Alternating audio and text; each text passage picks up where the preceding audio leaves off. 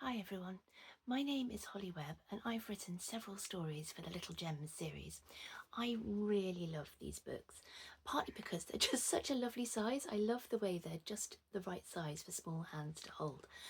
But they are also brilliant for reading with your child. Sometimes we think that when a child is able to read by themselves, then we can stop reading out loud. But actually, it's a brilliant way to show your child that books matter, that books are important. You are willing to sit down with them and share a book together. Books are fun. You want to spend that time with them, and you want to spend that time with them and a book, which is only going to encourage them to read more for themselves as well. And there are lots of ways to make reading together even more fun. So, for example, you could, as you're reading, get your child to look at the pictures really carefully.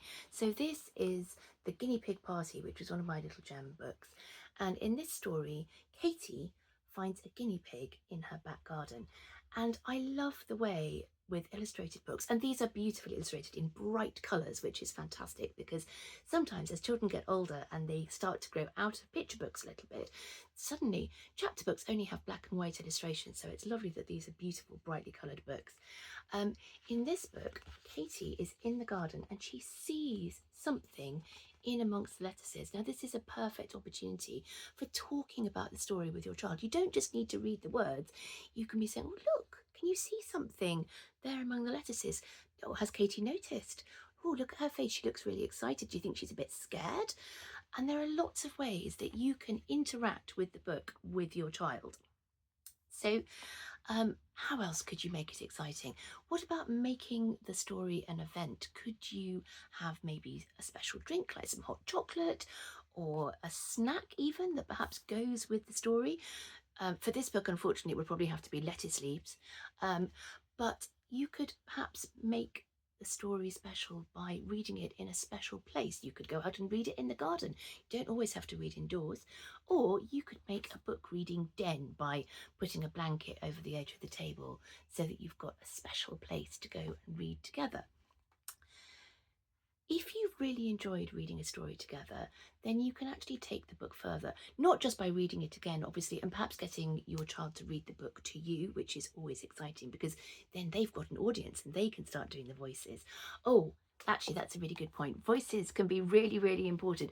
If you can do voices, that's amazing, but beware because that may mean that you have to do the same voices every time you read the story. There was one particular picture book that my children really, really loved growing up, but I wasn't allowed to read it to them because it contained a character with a very strong Australian accent. I'm terrible at accents, but my husband is really good. So only Daddy was allowed to read that book because he could do the accents properly. So just be careful. Don't set expectations. So once you've finished reading the story, there may be things that you can do to act out parts of the story or just remember your favourite bits by doing something that the characters do in the story. So in this book, Katie accidentally adopts / steals her friend Isabel's guinea pig. And when she realises what she's done, she's really, really sad, but she doesn't want to give the guinea pig back. And then she realises that she probably really should. And this is another really good opportunity for talking with your child. How do you feel about the character's decisions? Are they doing the right thing? What would you do? So what she does is she decides she's got to give the guinea pig back. And in order to make Isabel not be cross with her about the fact that she's kept her guinea pig for a couple of days, she decides to hold a guinea pig party.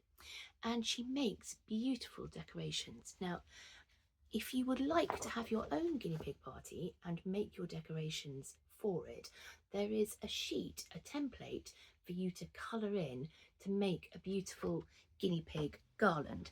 Now, you do not have to use the template, obviously, but if you want to, you can end up with, see, my guinea pig garland has just got completely tangled up. This is because my cat decided to come and try and join in this video.